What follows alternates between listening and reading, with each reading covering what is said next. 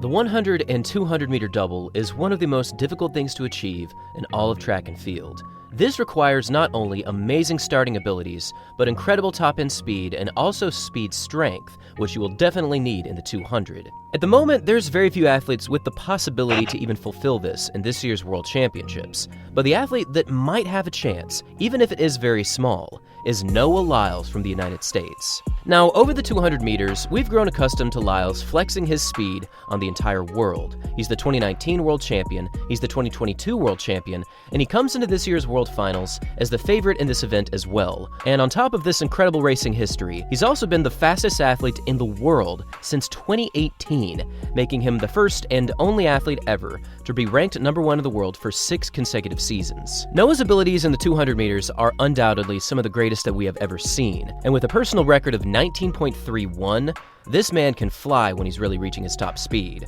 But what about the 100 meters? This race really requires a better start, and it also requires the ability to get to your top-end speed very quickly. And historically, Noah Lyles hasn't quite put together a real top-tier 100-meter season like his 200-meter seasons.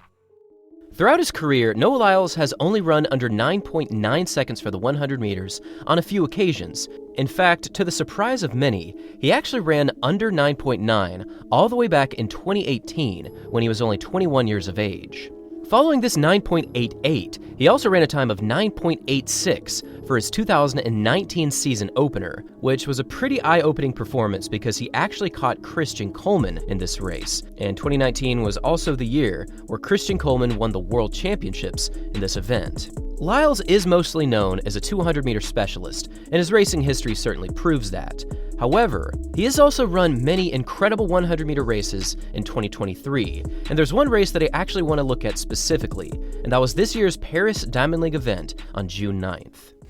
Now, for this race, Noah Lyles was going up against a very strong contingent that included Letsile Tebogo from Botswana, Johan Blake from Jamaica, Lamont Marcel Jacobs from Italy, and also Benjamin Azamati from Ghana, who has gone well under 10 seconds multiple times. This was a big field to run against, but really the biggest competition, I think, on the day was Ferdinand Amanyala, who came into this race with the world's fastest time at 9.84. Now, despite the strong competition, Noah Lyles actually pulled together one of the more remarkable 100-meter races of his career, winning this Diamond League 100 in 9.97 seconds. This was kind of a typical race from Noah Lyles, as it took him about 40 or 50 meters to really reach his top gear.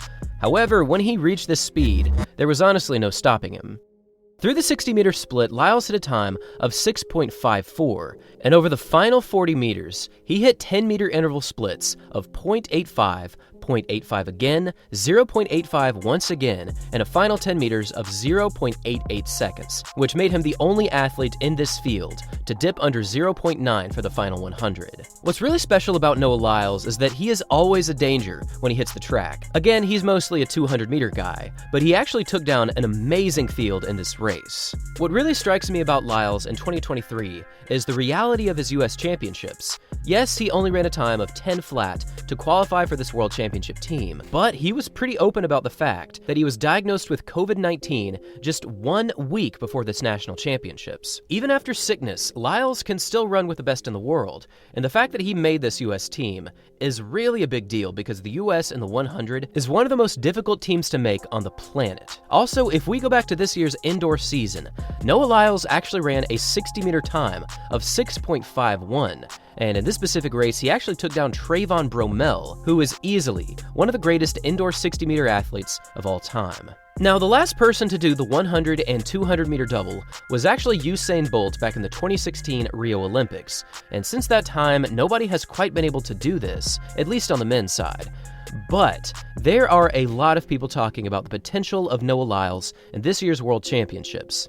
Now, he simply has to be the favorite in the 200. He comes in as the world's fastest, he has an amazing racing history, and again, he dominated last year's World Championships in 19.31.